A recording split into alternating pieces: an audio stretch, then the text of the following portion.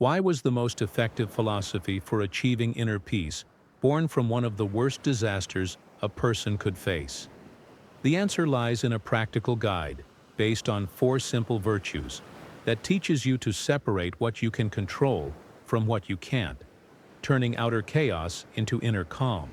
Without this fundamental distinction, your peace of mind will continue to be at the mercy of every event beyond your control, and the strength to face life's challenges with integrity will remain an ideal, not a reality. This journey begins with a man who lost everything. Imagine being thousands of miles from home, with no money, no possessions, nothing. A shipwreck. For most people, such a disaster would be the end. A reason to curse fate and give in to despair. But for Zeno of Cyprus, around 300 BC, it became the foundation of his life's work and his legacy. Zeno was a wealthy merchant who watched his fortune sink into the Mediterranean Sea, leaving him stranded in the city of Athens. With nothing but time on his hands, he wandered the city and walked into a bookshop. There, fascinated by stories about Socrates, he didn't complain. He asked questions. He sought out the most notable philosophers in the city to study with them. From this catastrophe, Zeno began to form his own ideas and teach his own students. He gave birth to a philosophy known as Stoicism. The name comes from the place where he taught, the Stoa Poikile, a decorated public colonnade in Athens, where anyone could gather to discuss ideas.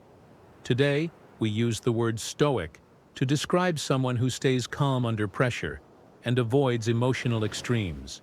And while that captures part of the truth, the original philosophy is much more than an attitude. It's truly an instruction manual for the mind. The Stoics believed that the universe operates according to a web of cause and effect, a rational structure they called logos. Everything that happens for a reason, following a natural order. And while we have no control over the events that affect us, the shipwreck, the illness, the actions of other people, we have absolute control over one single thing: our response. Instead of imagining an ideal society or wishing the world were different, the Stoic seeks to deal with the world as it is. The focus isn't on changing what's outside, but on strengthening what's inside. This self-improvement is pursued through 4 fundamental virtues, a true guide for action. The first is practical wisdom, the ability to navigate complex situations in a logical, informed, and calm manner. It's not about being the smartest, but the clearest. The second is temperance, the exercise of self-restraint and moderation in all aspects of life. It's the discipline to avoid the excesses that pull us away from our purpose. The third is justice, treating others with fairness and decency, even when they have wronged us. It is the recognition that we all share the same humanity. And the fourth is courage. Not just courage in extraordinary circumstances, but the courage to face daily challenges with clarity and integrity.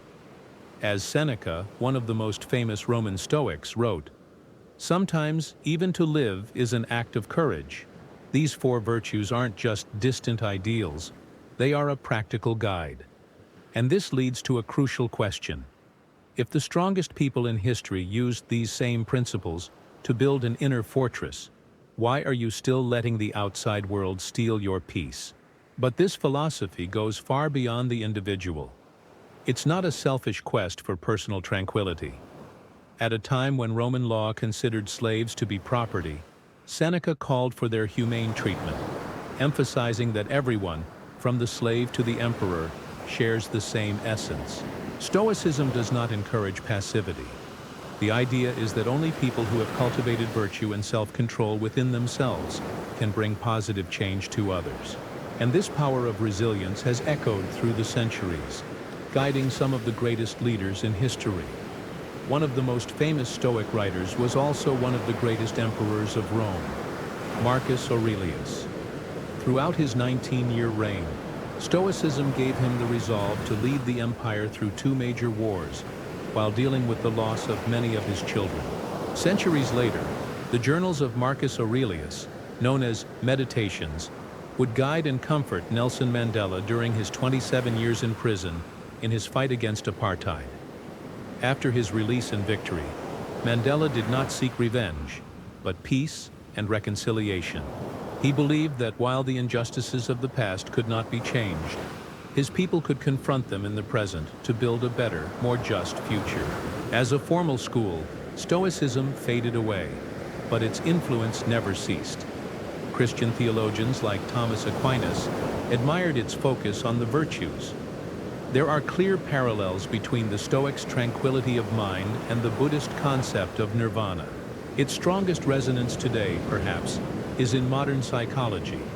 It was the Stoic philosopher Epictetus, a former slave, who wrote that our suffering doesn't come from the events in our lives, but from our judgments about them. This idea is the foundation of modern therapies that focus on changing the self-defeating attitudes we form about our circumstances. And there is the powerful lesson from Viktor Frankl. As a prisoner in a concentration camp, Frankl discovered firsthand the Stoic principle that we can use our willpower to find meaning in life, even in the bleakest of situations. From the disaster of a shipwreck to the resilience of a prisoner, Stoicism survives as a timeless testament that we are not defined by what happens to us, but by how we choose to respond.